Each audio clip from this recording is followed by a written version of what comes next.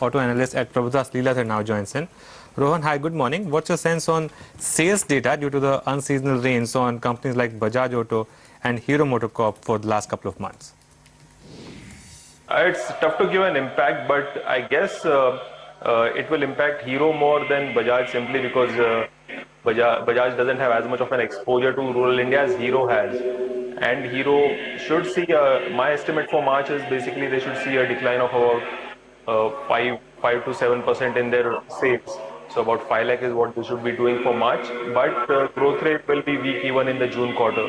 For Bajaj, it will be a combination of weak offtake on the export side as well as the higher base for three-wheelers, and some of the newer models are yet to be launched, which will eventually help them pick up the volumes, but nothing in the interim. We have to see on the rural side whether any steps are taken for mitigating the loss that we have seen for farmers, or whether there is some potential positive that can come in over the next few months, where some announcement comes in to boost demand over there. At this point of time, it will be weak, but difficult to quantify it at this point of time. Low single digit is what we are looking at for two-wheeler growth in the industry in FY16, and that too will be driven mainly by scooters, and the motorcycle segment will continue to suffer. Okay. Rohan, for Bajaj Auto particularly, how are you viewing the new launches for the company? And is there a fundamental shift in the two-wheeler space to say foreign brands, and hence there's a larger, more fundamental impact on, or rather weakness that you can expect on Bajaj Auto? Not to a great extent. What is impacting them is mainly the trend where scooter sales are growing much faster. If we look at the brands, then Splendor and Pulsar are still the leaders in their own respective segments. It's on the higher CC side where some of the foreign brands typically do well. What has been additional surprises, TVS doing relatively better, even in motorcycles. So that has been a bit of a change from the normal story in the two-wheeler space that we've been seeing over the past 3-4 years, where Honda, Bajaj and Hero were grabbing all the eyeballs. But I think even in TVS doing well in motorcycles has been been a pleasant surprise. Okay, let's talk about Tata Motors and the rights issue. What's the math that you've done on that, and what's your call on the stock?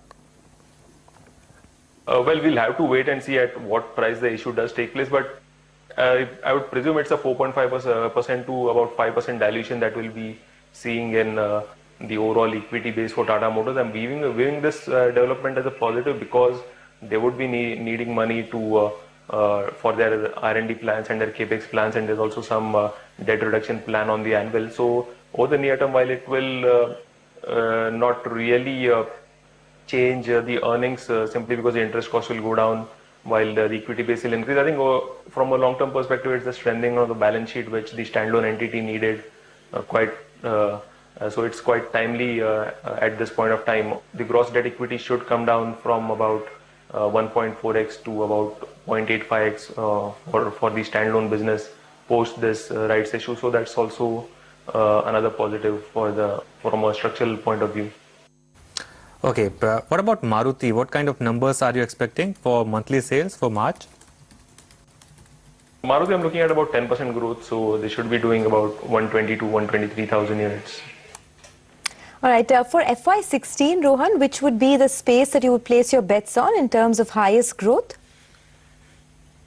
Highest growth on four-wheelers will obviously come in on the commercial vehicle side because of the lower base. So Ashok Leyland should see a 25% kind of growth in FY16. On the passenger vehicle side, I'm putting my bets on Maruti, and Maruti should be seeing 12 to 13% growth coming in FY16, and they should be able to maintain this CAGR based upon their new launches that they're planning over the next few years. How worried are you about M&M and the impact of unseasonal rains, especially in the tractor segment? Yeah, M&M is a bit, the demand on tractor side is likely to remain weak over the next few quarters. The same logic that went into two-wheelers applies to M&M's tractors as well. But they are also looking at launching new utility vehicles, including refreshes, brand new vehicles and some variants. So I think the way I look at M&M is that FY16 is a year when we'll probably see the base being built for growth in future years. So I'm not expecting a big growth for M&M or a big turnaround for M&M in FY16, but FY17 onwards, I think things will be much better when we'll be out of the tractor cycle. Probably the bottom will be reached in the tractors around the June quarter, and after that we'll start seeing some growth coming in the second half. So I think FY17 is a year when we should be looking at M&M more closely.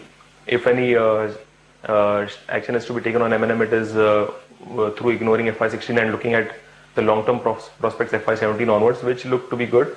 From a near-term perspective, though things are a bit subdued for them. All right, so overall, if you could leave us with some of your picks, your top picks in the auto space, what are you telling your clients to buy? So I'm overweight on the auto space. My top buys are Maruti and Ashok Leyland, and third in line is Tata Motors. So these are the three stocks that I'm very optimistic on from a near-term as well as a long-term perspective. All right, and what about your sell calls?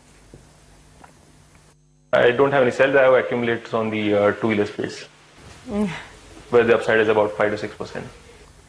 All right, we'll leave it at that. So overweight on the auto sector, and they have a buy call on Maruti, on Tata Motors and on Ashok Leyland. We'll slip into a short break, but futures